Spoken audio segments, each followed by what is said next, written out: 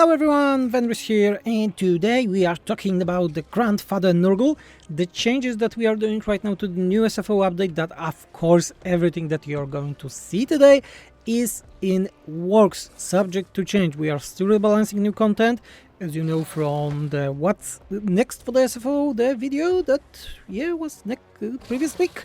I was talking about the stuff that we are doing step by step, and right now we are on the units balance, and we are finishing NURGLE and dwarves and moving to the Empire soon, and I want to talk with you about some of the changes. So let's go. Biggest changes goes to Tamurkhan ability in terms of overall his changed, and this is the rotting host ability of his is now reducing speed, charge bonus and acceleration for all enemy units around. The idea is that overall NURGLE doesn't have any access to the cavalry bane like abilities that are in SFO, so we thought that this can be a good idea, so he's like a anti-charger thanks to his aura. So not much big changes here, but let's move to the next one, to Noxbringer, the soul grinder of NURGLE.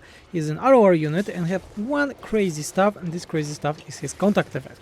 So Cloud of Erosion normally in vanilla was taking 30% of your ammunition, and as I really love the effect, I think it's overpowered, like insanely overpowered.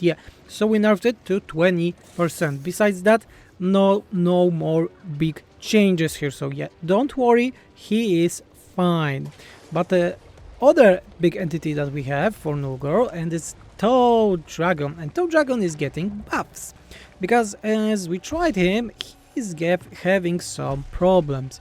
Visual stuff like UI stuff, you can see the number of projectiles, area of effect, explosion, and so on.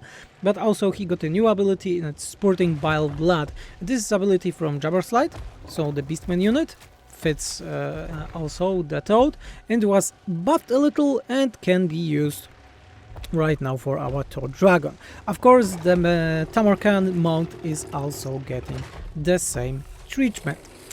Okay, let's go right now with some of the units. Bile Trolls, they were moved from 16, I think, 16 entities to 8 entities, and their corrosive bile ability is now reducing armor and base damage by a whopping 20%. So very good unit against units that have a lot of those. Besides that, they have a regeneration. In SFO doesn't have the troll regeneration because in Lord they have just more health, and the regeneration of that is weaker. So that's the changes. My favorite changes are Angels of Death, so Plague Drones, unit that in vanilla had their projectiles to have shrapnels, but it was really not working.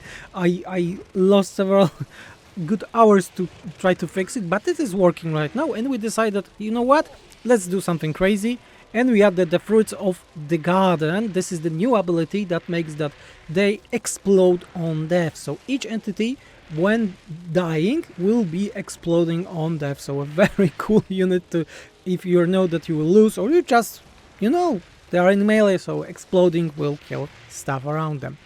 Useful thing to have. Pestigor's not a big change, from 80 entities to 160. This is on par with our Xanagor's changes. Besides that, very cool unit. We just lowered a bit of his armor, their armor, but also gave them more missile resistance. Big changes goes to the Plague Ogres, the normal one and the great weapon variants. The fact that both of them have great weapons, but I won't be nitpicky here.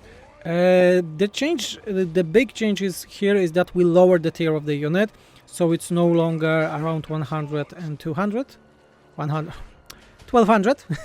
Now it's 800, because we wanted this unit to be on par with stuff like Pestigors, so Tamurkhan can use them more often, and they fill the niche for NURGLE to have some monstrous infantry on the lower tiers. So that was our idea, and one is anti-infantry, second is anti-large. My favorite unit, the Rot Knights, The only big change with them is that the normal regeneration was replaced with rotten regeneration. This is the SFO thing one, and it works only outside of combat, makes them slower and get a bigger weakness to damage, fire damage, but the regeneration itself is quite strong. Yeah, same goes for the ROR version. And the change here is that the Blessing of the Fly Father was giving a ward save, now it's giving melee damage reflection 100%. So potentially your unit can deal around 9,000 damage just by getting hit. 9? Yes, because it's on 50% health. Let's move to the heroes. The heroes, the chieftains of Tamurkhan, and there are some changes to them also, because they are on the base stats were quite uninteresting, but we went with their lore and added some small stuff. So Kagan is getting the Berserk, because you know, he's crazy from the lore. Ezer Dumbolt got the Soul Grinder contact effect, so he's destroying ammunition right now, because his ammo are like NURGLE stuff. Let's go with Grimhammer III.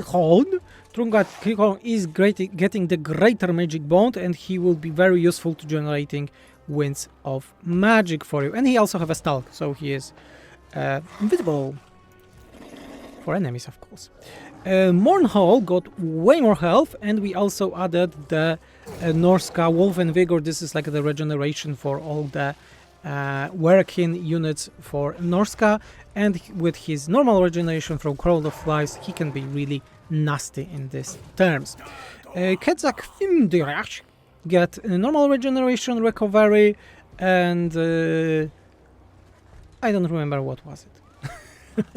But I'm sure it was something cool for him. Oh, I'm Rosanderic maybe? I don't know. We will find out.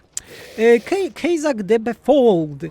Small change to his ability, the Befold charge. Now it's increasing more charge than the speed, because we wanted to make that the actual charging around him is better, and also the ability itself range is higher. Yeah.